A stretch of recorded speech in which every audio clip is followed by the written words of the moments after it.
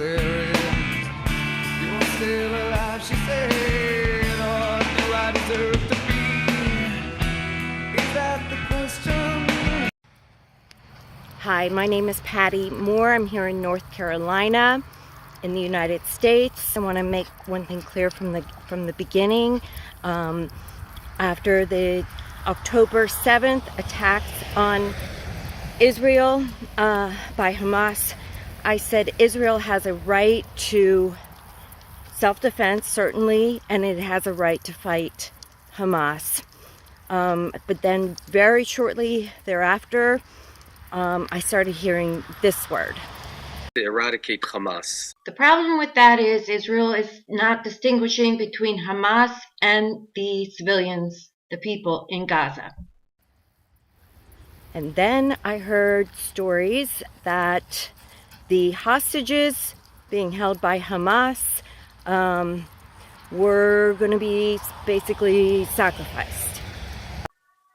That the Israeli government opposed the idea of negotiating for the hostages and was intent on destroying all of Gaza. It's horrendous to even say that or think of it. The United States has intervened on that, but I think every single hostage should be brought home immediately. So I want to say that from the get-go.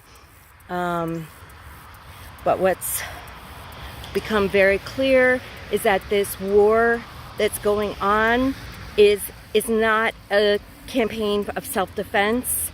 It's not a war, it's a genocide. It was a total blockade on the Gaza Strip. As you all know, I'm sure, what that meant: no water, no food, no electricity, no fuel. Then there have been not just attacks on hospitals, but also churches and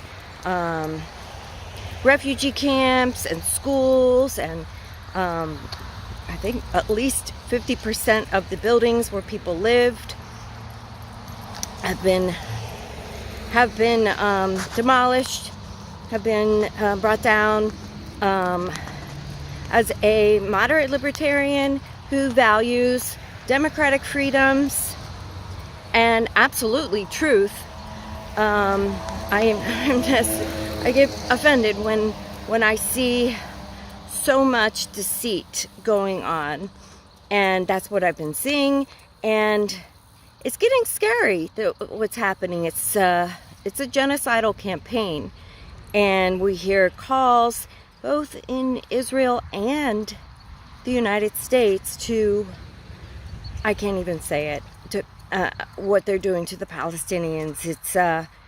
It's pretty sick, and it has a spillover effect.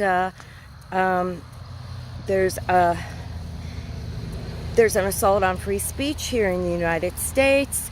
Of course, there are protests going on, and it's very offensive when I hear people try to say that people who are protesting on behalf of human life are somehow for Hamas. And I think any sensible person can see that's not true at all. Hamas has an entirely different flag than the Palestinians do.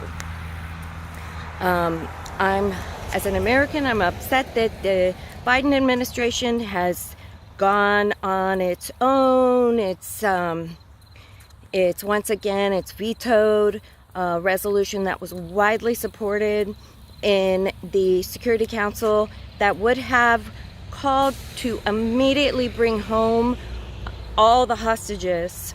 It would have called for safe humanitarian corridors, as well as 9 other things. This is the way to go. The way to go is through the international community. I was glad to see some good news finally yesterday when I heard that Elon Musk is making Starlink available to credible international organizations. Thank God that will hopefully bring some light and oxygen in, because time is of the essence, and we got to call it what it is. This is a murderous campaign. So to leave on a note of what can we ordinary people and citizens do about it, aside from all the people who are marching in the streets, and good for them. The international community is stepping up here. There's hope there. I'd like to see support. I'd like to see the Security Council bring back Security Council Resolution 773.